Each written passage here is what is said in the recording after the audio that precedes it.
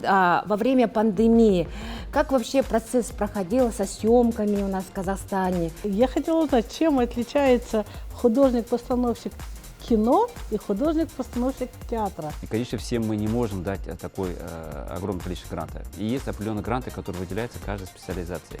Кино все должно быть, например, независимо от исторических фильмов, например. Вот какой Действовать должно, да, работать? все должно быть в того времени, например.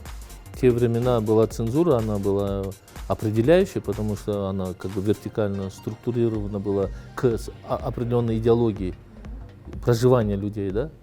А здесь сейчас есть как бы цензура такая уже по определенным международным правилам. Да, там. Насколько востребована работа режиссера в Казахстане? Потому что там снимается крупный план, общий план, детали снимаются. И это очень сложная работа. Добрый день, уважаемые наши друзья! Мы очень рады вас видеть в очередном нашем выпуске программы «Потрендим, потрендим». Тема сегодняшней дискуссии, нашей беседы – это настоящее кино в Казахстане и режиссура.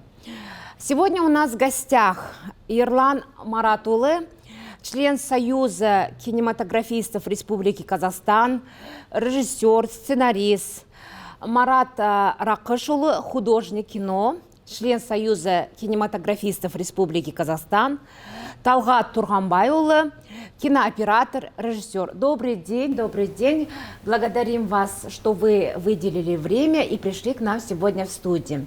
Поговорим о кино. Вот первый вопрос. В условиях, во время пандемии, как вообще процесс проходил со съемками у нас в Казахстане? Был ли остановлен этот процесс или... Ну, добрый день. Рад приветствовать вас тоже здесь.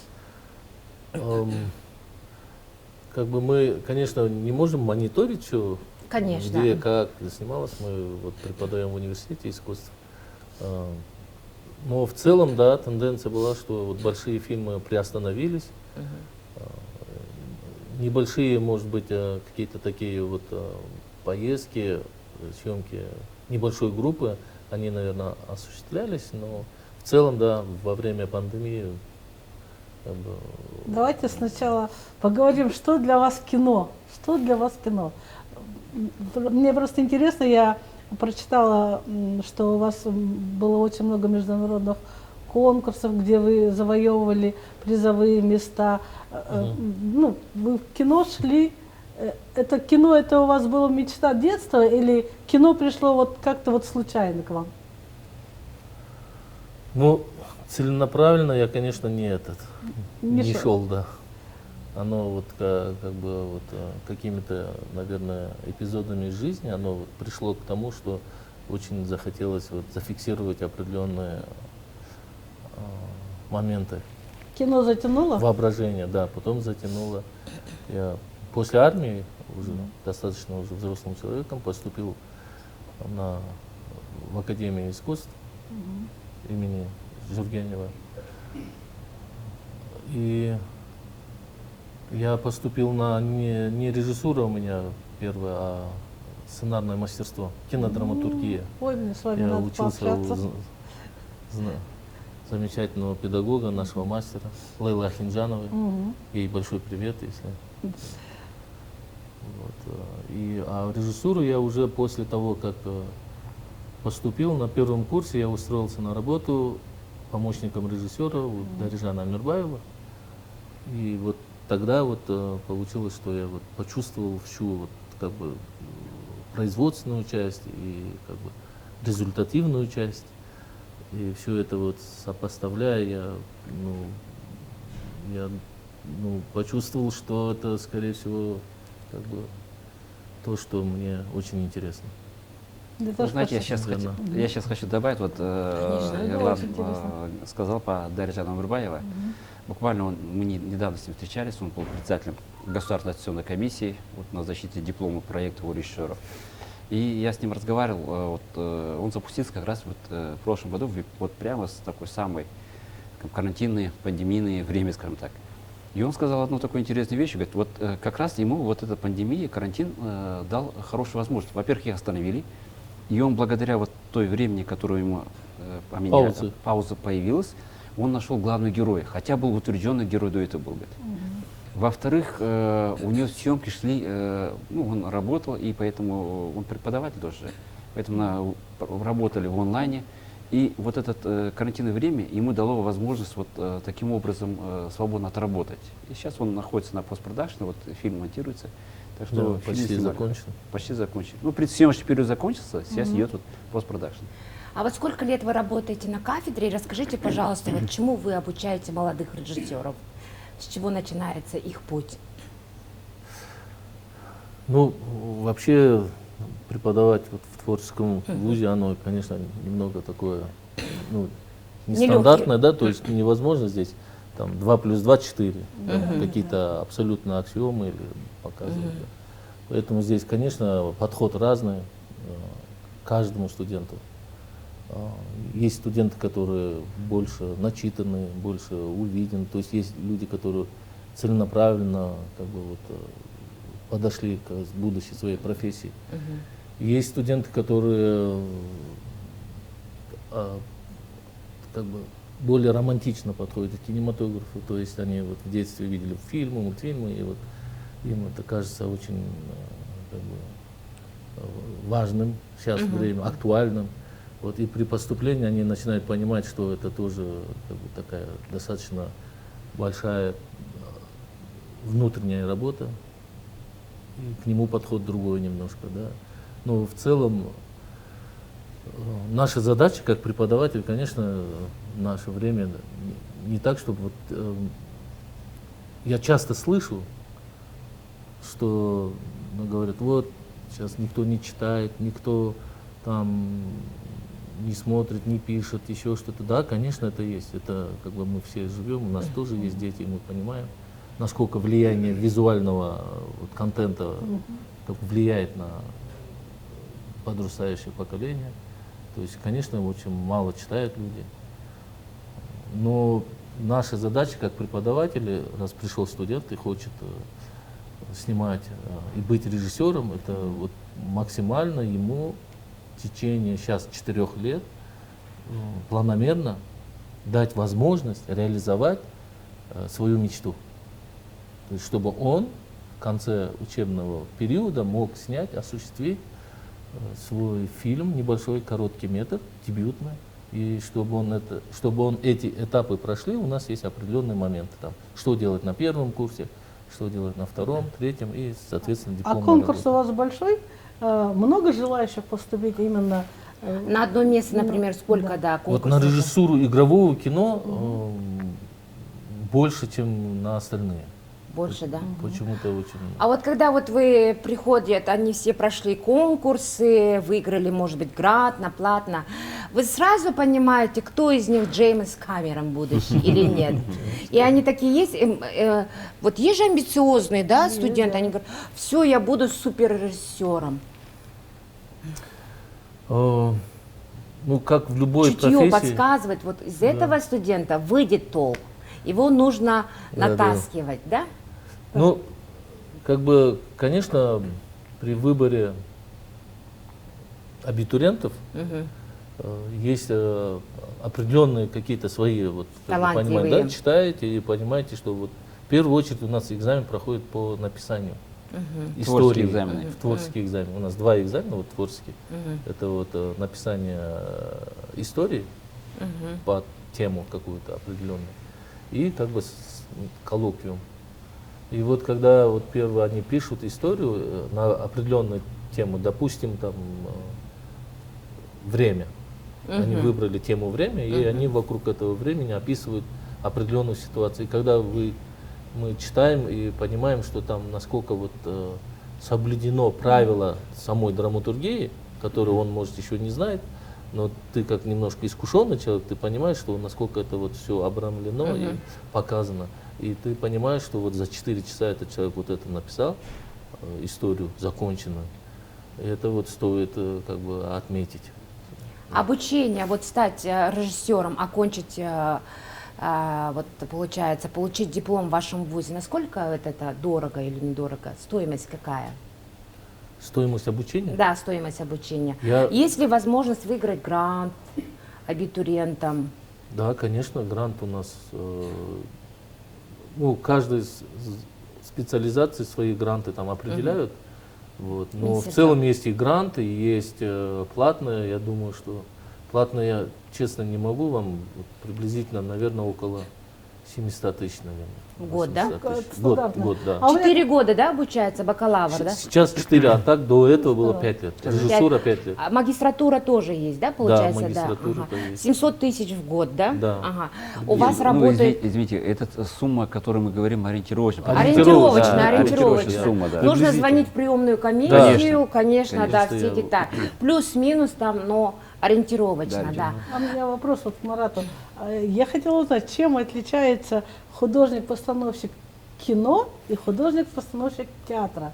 Просто раньше, вот, ну, художник-постановщик театра мне понятно, а вот кино, расширьте свои вот, пожалуйста, немного.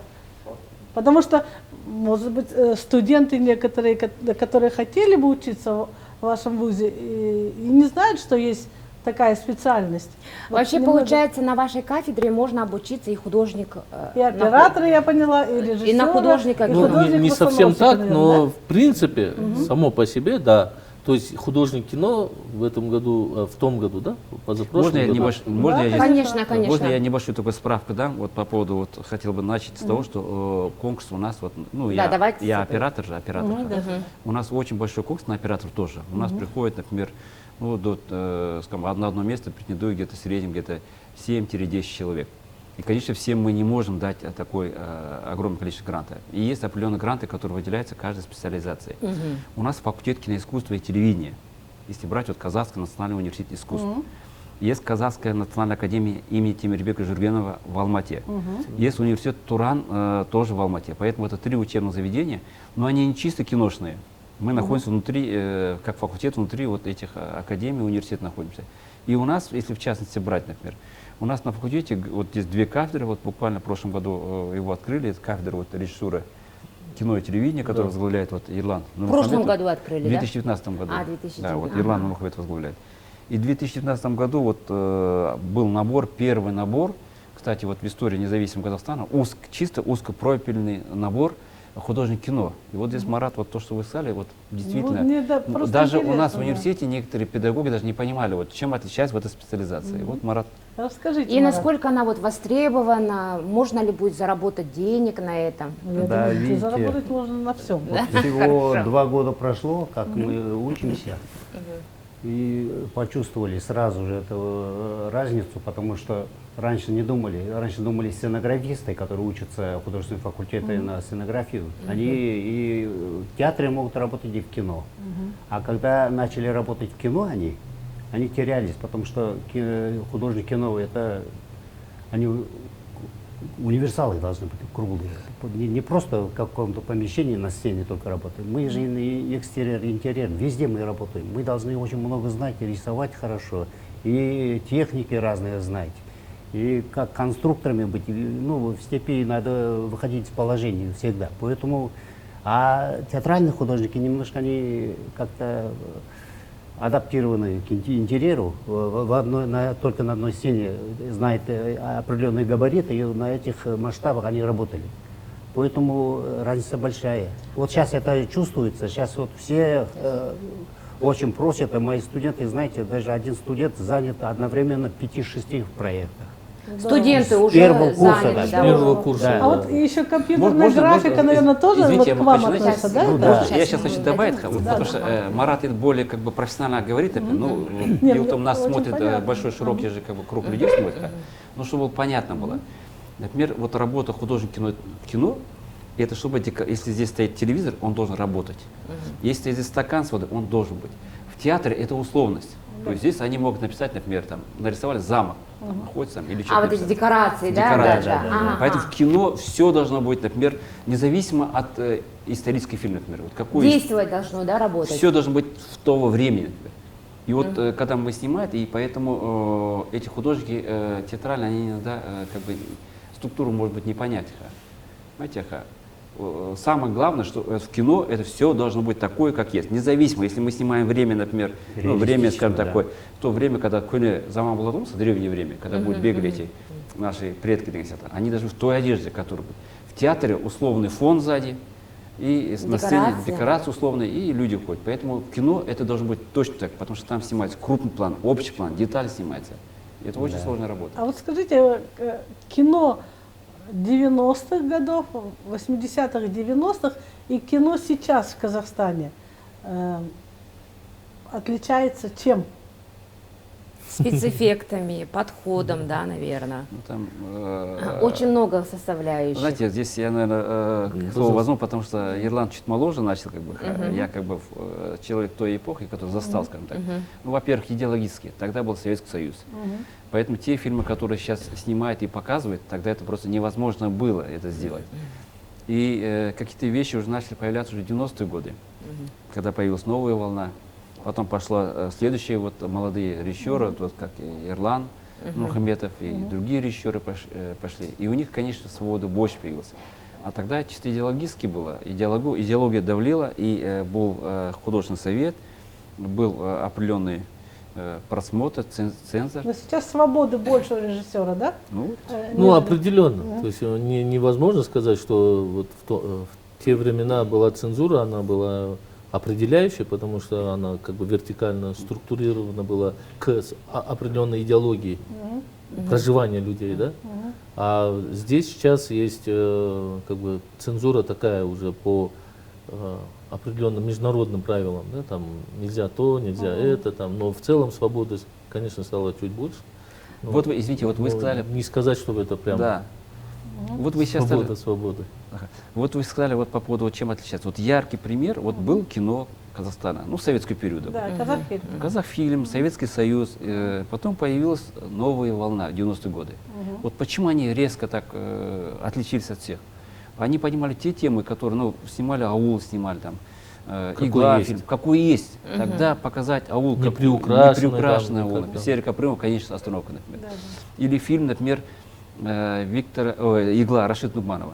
Вот сейчас молодым людям представить сложно, что вот Виктор Цой, который кумир многомиллионных людей, его считали тунеядцем. И чтобы его не посадили в тюрьму, он работал, топил печку, грузчиком работал, чтобы не сделать. Кочегаром работал. Понимаете? И вот такие фильмы появились, все его песни появились. И то же самое, которое снимали другие режиссеры, которые снимали. Они показывали вот аул какой. Даже простой такой фильм для всех нас это был таким шоком. И не только для наших зрителей казахстанских, но и для зрителей мирового, потому что они увидели, оказывается, Казахстан такой. И есть еще один момент, вот, например, даже вот какие-то религиозные вещи. Ну, бата берет, там, какие-то молитвы читает Аташка. Это в нашей повседневной жизни есть же, но раньше кино не было. Поэтому даже такой элементарная вещь, которую надо кадры снять, как Аташка читает молитву, Джума намаз дохватхан гизе, тоже вызывало такой, показали в кадре, например. Потому что я сам знаю, потому что мы с Булатом Халымбетовым снимали фильм «Айналайн», и у нас кадр был, где Касым Жакибаев выходит и омовение делает и читает молитву. И чтобы вот это снять кадр, было столько согласований, но нам чуть легче было, потому что перед нами прошли вот Серия Капрымов, Рашид Нугманов, которые показали такое новое кино казахстанское. У меня вот вопрос. Вот студент закончил ваш университет, получил диплом режиссера. Вот первый вопрос. Насколько востребована работа режиссера в Казахстане, где он может после выпуска найти свою работу, куда ему обращаться, или у него свои уже проекты? И второе, режиссер кино, он же может пойти работать на телевидении, режиссером программы каких-то, делать какие-то, да, определенные... Ну, у нас специализация есть же. Вот как раз заведующий кафедры, да? вот у него да. готовится, вот перечитывать специализацию, чтобы вот которая есть. Студент вдохновился, или как бы, чтобы он понял для себя, да, я закончу ваш вуз, получу диплом, стану режиссером, и я буду всегда востребован на казахстанском рынке. Я без куска хлеба не останусь. Ну, это зависит от самого человека, студента. Там это не зависит от разных таких обстоятельств. Я вот отучился, теперь я вот должен работать там. Зависит от человека. То есть у нас есть специализация режиссура телевидения, режиссура кино и продюсирования, режиссура неигрового кино, то есть режиссура документального кино, есть режиссура игрового кино и режиссура анимационного кино. Вот есть специализация. Понятное дело, что сейчас многие у нас абитуриенты, они после школы, и как бы не сильно вникают в эту внутреннюю систему, они выбирают то, что вот чувствуют, да. А исходя там через год, может быть 2 года, они понимают, что поменяет профиль, да, да. они внутри могут меняться. Такая возможность Конечно. Мне предоставляется. кажется, кто в этот вуз идет, он уже знает свою конечную цель.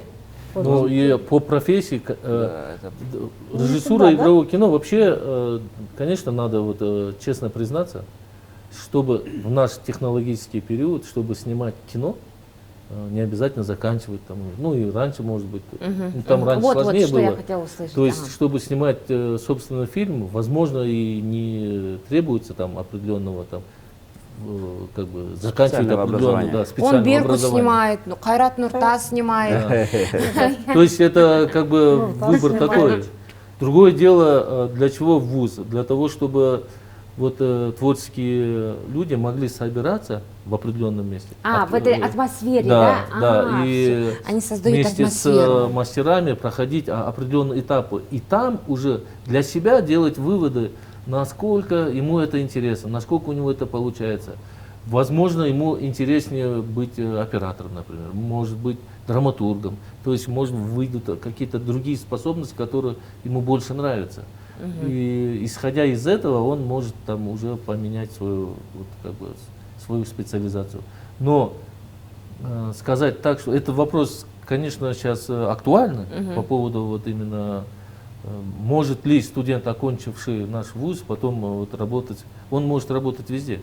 Ну, в сфере именно вот творческой, по режиссуре, режиссер телевидения, или сейчас вот есть интернет-контенты, да, то есть он может там свои программы делать. Опять же, все зависит от самого студента, от его желания, от его возможностей, как он это чувствует и видит. И самое главное, мне кажется, здесь понятно, что именно если узкая специализация режиссера игрового кино, здесь есть небольшая проблема. Ну как проблема? Оно нету такой востребованности. То есть не требуется там Актюбинской области режиссер игрового кино, там 2 человека, допустим. То есть такого вот прям, чтобы именно целевого направления нету. Здесь, опять же, здесь все зависит от именно человека, который насколько подготовлен, чтобы снимать свои истории. Если он готов, то в нынешнее время, технологическое время, я думаю, что не составит большого труда технически оснастить свой проект, первый хотя бы, да, там, фильм. И насколько, другое дело, насколько оценивается эта картина потом, насколько она художественно ценна или там ценна по финансовой части. Много вопросов задают по поводу вот, насколько монетизируется работа в дальнейшем. Я вот тоже родитель, вот, приходят абитуриенты с родителями, спрашивают. Я им вот тоже говорю о таких вещах, что как бы вы должны подумать, что эта профессия, она не такая профессия, которая вот закончится и сразу деньги, найдется миллионы, работа, и они будут где-то там сильно востребованы. Опять же, это зависит только от самого. Это творческая часть. Здесь вот насколько ты приложишься, насколько твое видение, художественное видение повлияет на общество, да? На людей, которые ценят кино. Я хочу, извините, вот хочу да, добавить. конечно, конечно. Вы задали очень серьезную такую там, глобальную тему. Дело в том, ну, если сейчас по операторам говорить, например, ну, есть определенное количество грантов, которые государство выделяет, которые это дело отслеживает, мониторит. И это небольшой грант, ну, например, от 5 до 10. Это Министерство образования, да, выделяет? Ну, Министерство культуры, Министерство образования, Министерство там, ну, культуры. наше правительство. Но при этом поступает еще большее количество людей, которые на платной основе. Поэтому, знаете, вот здесь вопрос стоит, может быть, такой очень жесткий. Вот, например, когда поступали в АВГИК, мы с Маратом учились в АВГИКе, представляете, вот от одной, ну, тогда 15 союзных республик были, вы знаете, и от союзной республики брали только одного человека. Одного человека. И С Казахстана один? один с Казахстана, например, там, с Кыргызстана, оттуда, например. При этом, даже когда ты поступаешь в этот университет в АВГИК, например, если ты даже один с Казахстана, если ты, например, не сдал экзамен, то ты пролетаешь, ты не поступаешь. Поэтому был такой жесткий отбор был. Уже на самом этапе. К сожалению, сейчас вот мы такого, у нас 3 вуза, которые преподают в Казахстане, ежегодно выпускают. И вопрос стоит очень сложный, например. Не, ну это не только, к сожалению, просто время поменялось. Да, действительно, время поменялось. И у нас 3 вуза готовят. Но в отличие, скажем так, вот узкопрофильных специализаций, которые, например, режиссура есть, там телевидение и другие, вот операторы кино, у нас так и называется, оператор кино и телевидения, операторское искусство. У нас в этом плане выпускники, они задействованы.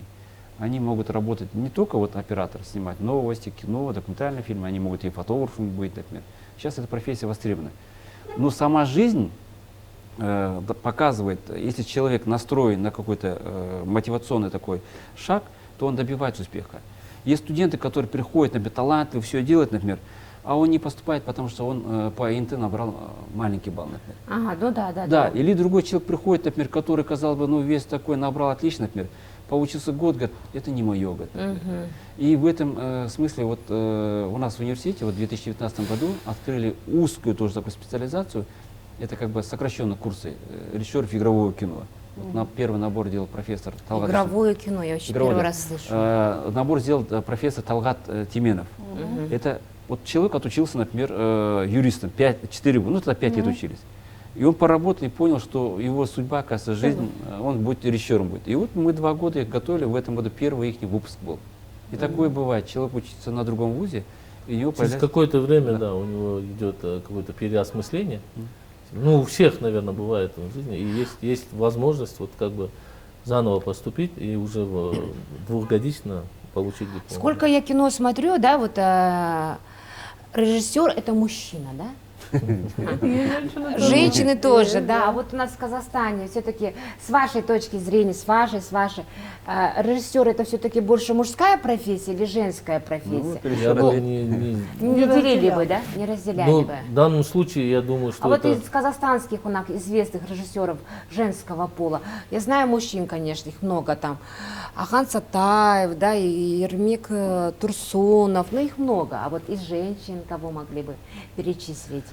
Ну, Она больше эта тенденция документальном такая, фильме, да? что как бы это во всем мире, во всем, не только в Вот, Казахстане, ага. то есть это вот как бы во всем мире не так много женщин-режиссеров. Хотя вот сейчас, вот 5-7 лет уже появляется очень много режиссеров, но ну, как бы в наше время сейчас делить профессию на пол, мне кажется, это уже как бы Неправильно. неправильно, да, гендерное, абсолютно да. неправильно. Потому что, Ну даже операторы у нас учатся девочки на операторах. да, Ну так это вот таскать. поэтому здесь Ну техника стала легкая. Да, ну кстати, да. ага. все облегчилось. Облегчилось. Но есть Жанна Исабаева, из Казахстанска. Она сейчас, правда, в Америке.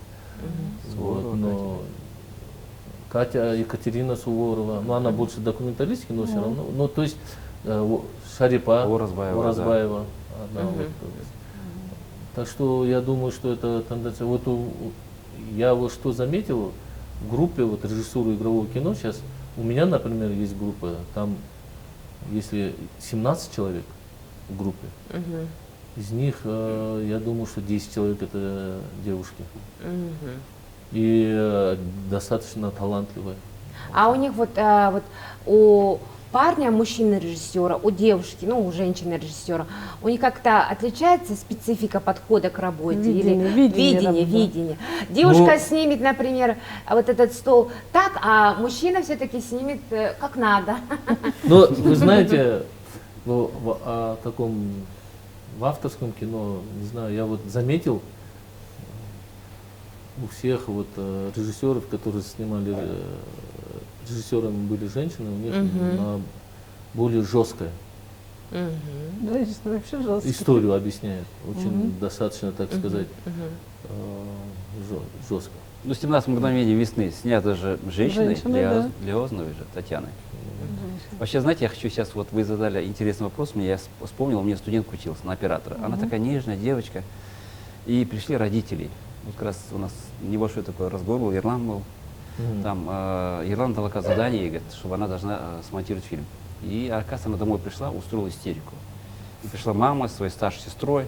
К вам? К нам в университет и устроили, Зачем? ну, скандал устроили, почему вы даете задание, что ребенку, который не может монтировать, вы вначале даже научить, говорит.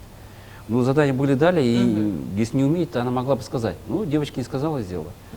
Потом я его повел к себе в кабинет, она оператор же, и вот я ей рассказываю, а Ирлана еще не было. как раз приходил на работу. Я потом ей говорю, вот убери вот штатив, говорю, чтобы не мешало. Говорю. Ну, потому что родители ходят там, сестра ходит. Сестра подходит, поднимает вот этот груз. Это специально груз ставится на штатив. Сэндбэк называется. С песком. Ну, поставил, я это автоматически сказал. Потом подходит сестра и поднимает. И она говорит, вы заставляете поднимать? Это оператору, говорит, ну, девочкам, я говорю, ну да, говорю, это груз, это же, он не самый тяжелый, кстати, говорю. Она, говорит, училась, кажется, за границей, и там еще скандал больше стал. Почему вы заставляете поднимать девочка вот тяжелые вещи, вот такие вещи? Поэтому здесь, знаете, вот с одной стороны... Палка о двух концах, да? С одной стороны Нет, смешно, просто- смешно, с другой стороны, например, вот Ирлан правильно сказал, говорит, мы профессии вот не делим. Вот есть студент-оператор, вот у Марата работает студент девочка, маленькая такая девочка. У нас в голове мысли нет, например, ну, как сказать, вот эта девочка маленькая, она эту работу не будет делать, а вот эта девочка большая или парень 3 большой, метра, да. такого Нет, нету. Правильно, когда Они- человек выбирает профессию, он должен знать, Да. что его впереди Да. ждет Профессия. и А какая вот, профессия. Да, родители не всегда знают, поэтому мы на первом курсе говорим, приводи своих родителей, ну, чтобы они посмотрели, чем будет заниматься их ребенок. Ну, это действительно, когда уже вот такой родитель в последний момент принимает решение. А вы вот полностью ушли обучение или все-таки снимаете? Я снимаю. И Что вот- у вас сейчас? Расскажите, что у вас сейчас есть? Какой фильм вы снимаете? Что хотите донести своим фильмом? Вот, о чем вы сейчас снимаете? Какие Это- проекты вы сейчас Да. ведете, да? Ну, мы сейчас написали сценарий, отдали в Государственный центр поддержки кинематографии. В данный момент они рассматривают сценарий. И осенью, наверное, будут определенные там выводы, скажут, прошел я, не прошел. Вот в данном случае мы пишем сценарий и готовимся. То есть первый этап — это вот Это та сценарий. идея, которая тебя интересует, ее вот превратить в такую бумажную версию фильма. Финансирование, правильно? Это А же потом, всё, ну да. да, дальше уже искать финансирование и как бы заниматься там, как бы продвижением этого проекта. У нас же Съемок. создали же в 2019 году, приняли закон кино Казахстана совсем недавно. И Да. создали Государственный центр поддержки национального кино. И где любой желающий может подать свои проекты и печенковаться. Ну, замечательно. Да, и вот Ирлан Мараш вот таким образом подает Подали заявку. заявку. А вот Ну, кроме того, мы вот занимаемся, если получается, как бы с продюсерами и работодателями, момент то, что мы одинаково смотрим на проекты, то мы вот делаем телевизионные фильмы многосерийные.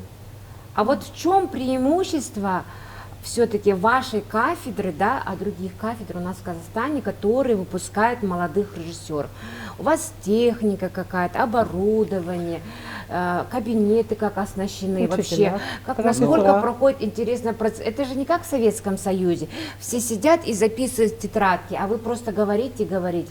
Они же изучают вот. Можно, Оснащенность, да, да, да, да. Я, расскажите. знаете, вот сейчас я хочу это слово себе взять, чтобы, во-первых, ну, чуть-чуть быть некорректно, если мы будем обсуждать наших коллег, которые находятся в Алмате. И, конечно, вот буквально недавно, вот 10 июня, был онлайн-конференция международная, называется «Кино Казахстана. Творчество в эпоху пандемии», где собрались вот 3 вуза представителей, и мы вот тоже обсуждали, присутствовали. Поэтому, знаете, говорить, например, за них, например, очень, ну, как бы с нашей стороны будет, может быть, некорректно. Но то, что касается нашего университета, вот у нас не кафедра, у нас факультет. Факультет, да. Вот буквально в 2015 году был по приказу ректора организован факультет киноискусства и телевидения. Внутри есть 2 кафедры. Кафедра режиссуры кино и телевидения и кафедра кинооператорского искусства и звукорежиссуры. И у нас в университете есть своя учебная киностудия Казнуи, которая оснащена самым современным техникой, которая есть у нас в современном вот кино, например. У нас есть свой фотопавильон, большой фотопавильон. У нас есть свой павильон. Павильон. У нас кинозал, из которого освещен. Ну, это круто. Это круто. И я да. скажу вам, например, я проходил стажировку в Нью-Йорк фильм академии, например. И у нас такое же оборудование. У них может быть количество больше, например, но у нас есть. И здесь я хочу сказать, вот чем мы еще отличаемся, например, ну это про нас говорю, а там уже они сами скажут. Вот здесь, почему вот мы вот сегодня специально пришли, как бы, за руку взявшись 3 человека, художник, режиссер, оператор, потому что мы пытаемся сделать такой студентам понятная, ясная вещь, например. В первом курсе что они снимают? Идет освещение, и вот здесь художники, режиссеры, Подключаются, операторы, и мы работаем. Мы как руководители смотрим. На втором курсе они снимают, а уже на третьем курсе мы им даем самостоятельно работать с этой современной оборудованием. Знаете, у них даже вот у нас студентка была Малика Байжанова в этом году закончила, и она такая счастливая, говорит, вы знаете, она впервые самостоятельно на такой технике, как режиссер-постановщик, она работала. И у нее совершенно другие ощущения. И поэтому вот эта возможность у нас такая есть. Режиссер-постановщик, он получается, я почему-то всегда, он сидит прям вот, нажимает эти кнопочки, да, все. Ну вообще, знаете, можно вот сказать, объясните вообще, для нас чайников, ну да, мы да, же чайники. вообще режиссер человек, который ничего не делает, говорят. Ну, чего Ну я делает, обычно, говорят? как он с папочкой ругается, да, Да. говорит, улыбайся, бьет по голове актера, нет? Режиссер сидит, у них кресло есть, где написано режиссер, он Да, вот сидит, это у камера, него на столе мотор, стоит да, чай стоит, а и вот он, здесь техника, да, он стоит, что-то. например, дает команду, например. Да, да. Ну, это на самом деле это неправильное мнение, например. Режиссер это самый главный, скажем, идеологический, творческий человек в этом процессе, который вот за все это отвечает, например. И потому что вот, например, мы оператор, Марат режиссер, например, художник, и мы всегда вот с режиссером отрабатываем. Поэтому режиссер это главный человек, ну, за исключением продюсера. Продюсер это современное кино, это как бы, ну, сейчас самый главный человек. Ну, Ну вот, продюсер ты чем зависит- занимаешься? Сидишь, чай пьешь, А ругаешься. продюсер он же Он финансирует, только да? финансирует же. Акша берет? Продюсер? Да. Нет, это такое узкое понятие. На самом деле продюсер это человек, который именно как бы находит Деньги, продвигает потом, наверное, да? Находит актуальную тему Мгм. в поисках режиссера, тем они находят вот эту актуальную тему и проводят собеседование. Они находят режиссера, который может реализовать эту тему. И как бы, и она понимает, или он понимает, продюсер, что только этот режиссер может, скажем, эту тему там реализовать визуально, да. Есть и продюсер собирает команду, работает над тем, чтобы вовремя все снять. Важная персона очень. Все финансовые расходы, сколько как Важно, проходит. а вообще персона номер один кто это? Продюсер же, правильно? Вообще, знаете, вот мы, кино. вот смотрите, мы до этого работали по системе, советской системе работали. Вот сейчас кино, почему мы говорим о кино, продюсерском кино? Мы к этому идем. Продюсер, который, он отвечает, мы фильм сняли, например, мы фильм, вот у нас проблема в чем заключается? Вот кино түсірдіңдер, кино қайда дейді, неге көрермен Продвигать. неге бармайды? Вот Ақша керек. Ақша керек, например. Но не будет же, например, режиссер, например, или я, оператор, художник, бегать там, спрашивать деньги. Это совершенно другого склада люди, которые, у них голова, вот Ерлан Маратович говорил же по поводу, кино сейчас идет к монетизации. То есть люди уже, этот человек изначально настроен на то, чтобы получить какую-то прибыль, например, финансовую прибыль, например. Или, по крайней мере, минимум фестивальный как бы выхлоп. Творчество от менеджмента должно быть Да, отдельно. да, Все понятно. Поэтому да. он просчитывает все это, просчитывает. И Кино, да. наверное, это все-таки команда. Здесь невозможно выделить Командная одного игра. отдельно. Один организм. Ну, каждый занимает своим позицией То есть работы. без этого будет хромать другое. Без того будет хромать третье. А мне интересно, как сейчас актеров подбирают? Раньше ассистенты режиссеров ходили по улицам, в автобусах, находили фактурное лицо и говорили: девушка, вы не хотите сняться? А сейчас как это происходит? Здесь все зависит от Я хочу в стилистики. кино попасть. Фактуру свою как сделать, чтобы попасть в кино? Да. Ну, все зависит от стилистики кино, Мгм. от атмосферы фильма, как видит этот фильм режиссер. То есть есть фильмы, которые без актеров, профессиональных актеров, у этого фильма нет будущего. То есть как бы все завязано на профессиональных актерах. А есть фильмы, в котором режиссер, наоборот, уходит от актеров. Он ищет простых людей, Типажей. которые, да, типажей, которые могут своей энергетикой именно этот фильм двигать в этом Да, направлении. своей харизмой, Да, внутренним да, то есть состоянием. при появлении, то есть это вот другой стиль фильмов, да, или режиссуры как таковой. Поэтому все зависит от именно проекта, на чем оно вот зиждется, да, на Детально. главные какие-то моменты. Есть многим нравится, что когда снимаются не актеры, допустим. Но также еще больше людям нравится, когда там уже известные Звезды. актеры или уже есть время. Опять же, это вот как бы подготовка. За 15 дней тебе надо снять фильм или там за 40 дней, да? Есть момент, да, профессиональный актер, конечно, он там за минуту тебе отыграет или за 15 дней сможет быстро-быстро донести его. Но нужно ли это фильму? То есть есть фильмы, которые без актеров. Ну да, Именно вот с улицы фильм ищут и снимался, находят. был фильм, забыл, как зовут, там один старик играл, он же не Шал. Шал. Ну, вообще, вы правы. профессиональный. Дело в том, в любом случае, ассистенты бегают по автобусам. Ну, так или туда-то. иначе, да. Да. Вот Мирет Утюкешева. Ее же, она же не профессиональная актриса была, она школьница была, которую нашли. А вот по поводу Шала сказали, вот мы сидели как-то с Сербек Турсуновым, и вот вопрос он рассказал, как он находил вот этого старика. Я вот хочу рассказать про эти случаи. Очень интересный случай был. Он нашел продюсера и все, и он не мог найти главных героев. Они все посмотрели, не могли найти. И он один раз иду, говорит, и пригласил продюсера, говорит, на завтра, говорит, чтобы показать, вот, утвердить актеров. А у меня, говорит, актера нет. Я вышел на улицу покурить, говорит, и вдруг идет, говорит, Шал, мы знаем его, наша Агашка идет, говорит, ну, он работал у нас, убирал, прибирался, там, на Да тележке. вы что? Он тележкой В шел. казахфильме, да? В казахфильме он шел тележкой. Потом я у него спросил, говорю, ты читал? Что ты читал? Спросил. Тот поставил тележку, остановился, закурил, попросил курить и начал рассказывать. Оказывается, очень интеллигентный человек. Я ему говорю, я понял, что этот человек, это вот герой. Вот как находят актеров. Вот случайная находка, но самое интересное, потом этого не захотел сниматься же. Потому что он до этого видел, говорит, уже сам актер, говорит, я видел фильмы Ермек Турсунова, я не хотел сниматься. Его уговорили. И теперь, говорит, Ермек, теперь другая проблема возникла. То есть он нашел актера, актер отказывался, он уговорил его. Теперь как этого актера показать и утвердить у продюсеров? Кто поверит, что вот этот человек, он Потянет, да? потянет. Да. Поэтому человек одним фильмом выстрелил на весь Казахстан Да. и во всех фестивалях. И Поэтому на в любом всех случае фестивалях, да. бегать, ходить надо. То, что Ерлан говорит, это, наверное, конечно, какой-то классический момент, например. Но многие фильмы, которые актеры даже случайно бывают, которые находят, например. То же самое, вот фильм, знаменитый фильм Абдулкар Сакпаева «Мен в этом хожа». А, да. Там же да, все да. мальчики, которые в школе Да. ассистенткой бегала, ходила, например. Тамирис, да, вот тоже. Ну, Тамирис, Тамирис, да, наверное, ну, надо это чуть другая история, например. Но в целом, скажем, вот эта классика, ходить, искать, смотреть, она До сих пор жива. жива. Мгм. А где вы находитесь? Я буду туда-сюда ходить часто. Часто буду ходить.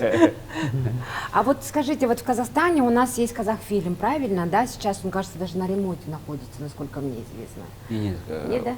Дело в том, знаете, сейчас Казахфильм, он называется акционерное общество Казахфильм имени Шаканайманова. У него сейчас сложная своя история, Да. но тем не менее Казахфильм живет, работает. Вот мы недавно были на общественном слушании, ремонт его не которое закрыли, да? организовал Министерство культуры и спорта как раз по финансированию Казахфильма. И сейчас будет его реорганизация, там вкладываются определенные средства, чтобы оснастить технической частью, например, ну, чтобы студия была как кинофабрика была. Знаете? То есть он не совсем такой, но он есть, работает там. А у нас, вы знаете, почему у нас в Казахстане, например, смотришь, когда зарубежные блокбастеры, да, там Paramount Pictures, да, вот эти очень известные, они могут платить 20 миллионов долларов Леонардо Одному Ди актеру, Каприо, да. Анджелина Джоли, а у нас вот казахфильм, а вот почему-то Не. другое что-то. Нет, смотрите, вы чуть-чуть, ну, во-первых, история... Слишком глобально пнула, да? Не то, что глобальная, вот сама вот кино, мировое кино, вот мы говорим, например, вот о кино. Вот кино появилось 28 декабря 1895 года, когда братья Люмьеры, вот Луи и Агюст Люмьеры показали первый фильм «Политый поливачик» и «Прибытие поезда». Это был коммерческий показ. Вот с этого момента идет, например. Они вот с того момента все поставили на коммерцию. Мы же работаем в системе советском кино, и у нас совсем другое было. Сейчас, например, мы к этому, конечно, у нас бюджеты не такие, конечно, у нас такое. Но нет такого понятия, как американское правительство финансирует, например, американское кино. Ну, нет у них такого, нигде нет. Например. Это у нас кстати, вот, я хочу сказать, вот в этом плане, скажем, похвалиться. Вот в Казахстане есть кино как искусство, вид искусства.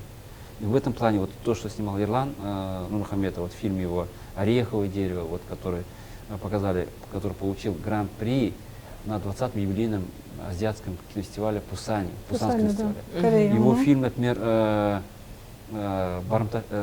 «Конокрады. Дорога времени», вот примерно, кстати, да. должен был в прошлом году выйти на международный прокат. Ну, из-за пандемии не прошло, в этом году будет выходить, это Ирланд сам расскажет. Поэтому, вы знаете, вот нельзя вот таким образом сравнивать. У нас история Казахстана, вот мы вот только маленькие Совсем государства. да. У нас население около 18 миллионов, например. Если каждый человек будет ходить по $1 покупать билет, или не знаю поскольку, все равно мы не окупим проект фильма. И у нас чуть другая история. Американцы, они с самого начала шли вот в своем развитии. То же самое, кстати, вот французское кино, которое в 48 году, только вчера закончилась война, они в 48 году создали фонд поддержки национального кино. И вот в 2017 году вот приезжали к нам француз, с которым мы разговаривали, он в университете проводил встречу. У них в фонде было около 750 миллионов евро. Ни одного евро государственных денег. Это фонд. Закон кино. В нашем Казахстане закон о кино приняли только в 2019 году. Вы представьте, какая отрасль работала бы без закона, например, в Казахстане, например. Ну, дорога, правила. Кстати, да, всё. точно. У нас в 2019 году, только в 2019 году был создан фонд поддержки национального кино. Мы только вот Казахстана, вот, Ну, я- на Получается, у международные- нас идет, я извиняюсь, получается, у нас сейчас идет становление настоящего кино, современное казахстанское кино, современную да? Современного, историю. да? Мгм. Почему за рубежом смотрят, и Нет, да. а у нас нет такого? Нет, дело же, видите, дело не в, вот вы говорите, американский или там, просто там не финансирует государство. Да. То есть у тебя есть компания, у вас тоже это вот частная, наверное, компания, вы и сами Кстати, вот, одна как бы из продвигаете, таких двигаете. То есть, перспективных. Киностудия Redmark. да. То есть в данном случае, как бы, вот это и есть одна из путей, да, когда люди хотят снимать свой фильм, они организуют свою компанию, ищут финансирование, не только у государства, а вот находят другие финансирования и продвигают свой фильм, свою идею. Я считаю, что это вот один из выходов таких, да, вот на такой уровень. И, конечно же, государственная поддержка нам необходима, Важна. просто потому что у нас рынок небольшой, у нас очень много каких-то таких моментов, которые... Самый главный момент, это если мы подразумеваем кино как вид искусства, один из видов искусства, то эту часть, мне кажется, государство должно обязательно поддерживать, потому что это очень сложно. Процесс такой сложный. А во всем остальном, коммерческом или кино как для монетизации, это вот, мне кажется, это рынок сам определяет, кому что интересно смотреть. Навязывать, мне кажется, это уже прошлое. Да? Вот, кстати, вот китайский рынок самый привлекательный рынок, например, даже для американцев. Ой, я не Поэтому- люблю китайские фильмы. Нет, я не говорю не китайский фильм, всё, я говорю рынок. рынок, говорю, Ага. китайский рынок. Это огромный рынок. И войти с фильмом в прокатное пространство, скажем, Ну, Китая, естественно, например, там это сколько там, американцы, миллиардов. во-первых, они один-два, несколько фильмов запускают. Например. Даже американцы выполняют все требования китайского правительства. Например. Там партия сказала, вот такой фильм, нам нужен такой. Поэтому это рынок действительно регулирует. Население миллиард человек, больше Конечно. миллиарда. У нас, Столько денег у нас много. 18 человек, миллионов, например. Вот Индия, например. У меня друг, мы вместе учились, индус, я говорю, вот все ваши фильмы, говорю, только танцуют и поют. Например. Я смотрел серьезный, Дочь, любовь. я смотрел серьезный фильм про рабочие проблемы, там, забастовки, и все у них поют и делают. Например. Но дело в том, у них тоже огромный рынок. И они, свои местные люди, население, смотрят свои фильмы. Более того, они в этом плане сильно пошли вперед. И вы знаете, что мы индийские сериалы, Келин, весь Казахстан смотрел, рыдал, плакал. Ну, я молчу про турецкий сериал «Великолепный Сулейман» и так далее, и тому подобное, про корейский сериал, например, который... Мы только начинаем вот современное казахстанское кино двигать начинаем. И у нас появилось уже определенное количество молодых режиссеров, которые уже по-другому смотрят на это, скажем, пространство, кинопространство, киноиндустрию. И я думаю, уже эта молодежь, уже она делает свои первые шаги, снимает свои фильмы. И я думаю, это новое поколение, которое сделает наше казахстанское кино самым интересным и смотрибельным. Но в любом случае у нас есть определенный рынок, который, ну, это экономика.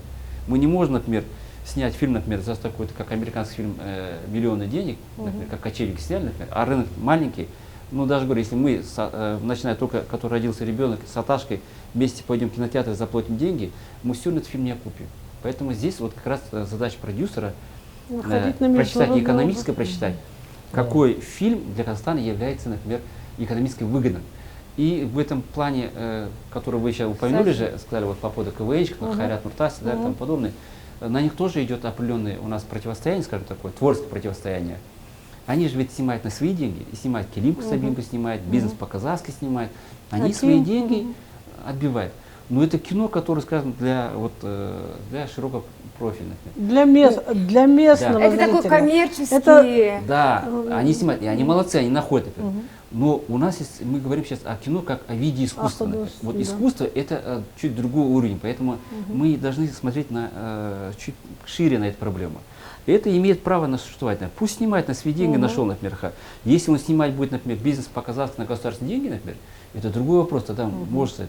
Поэтому мы говорим о кино как о виде искусства. Например. У нас это есть. Слава Богу, слава Аллаху, это у нас есть. И мы должны этим гордиться, например. И об этом показывать наши фестивальные фильмы, присутствие, например, все международные, самые крупные международные кинофестивали класса А, они отслеживают, какие фильмы снимаются в Казахстане, они знают поименно, по фамилии, даже телефон, электронная почта наших режиссеров, в том числе вот Ерлана Нурмухаметова. Здорово. А здорово. вот почему у вас тогда на кафедре, на факультете на продюсеров не учат или учат? Чтобы стать крутым Учат у них. продюсером, да? И Учат параллельно у них, учат, да? учат у них. Вот режиссер, Учат. продюсер, есть? Ой, я захотела стать продюсером. А я да. сценаристом. А Сценаристом. до скольки лет вы принимаете свой университет? Старые могут, как мы, прийти? Вы знаете, вот, кстати, у нас вот, например, высший курс есть, который сокращенный курс. Вот там вот как раз людям, единственное, я не знаю, вот недавно мне спросил человек, он хочет учиться на режиссера, получить второе Это образование, но ему такой 33 продюсер, года. да? Вот, кстати, надо спросить, он может ли учиться такое? 33 года ему. Конечно. Наверное, может. Ну, у нас там, по-моему, не прописано. Такое Возрастной ограничение категории нету. нету, да? Ограничений нету. Но это платное. Он человек- Наличие понятно, первого высшего образования. Это важно. но это платное, но при этом человек сдает творческие экзамены. На этой оптимистичной ноте мы узнали очень много интересного, да, вообще о кино. Огромное вам спасибо, что вы уделили время, пришли к нам на программу. Мы очень вам благодарны. И хотим сказать абитуриентам, вообще вот школьникам, да, получается, которые хотят связать свою жизнь с творчеством, с режиссурой. Начинайте прямо сейчас, вот получается, после 10 класса. Если вы хотите стать настоящим режиссером, оператором, художником кино, это такой огромный интересный пласт. Это настоящее искусство, настоящий мир. Удачи всем, успехов. Надеюсь, это наша не последняя встреча. Впереди будет еще очень много встреч. До новых скорых встреч, наши дорогие подписчики.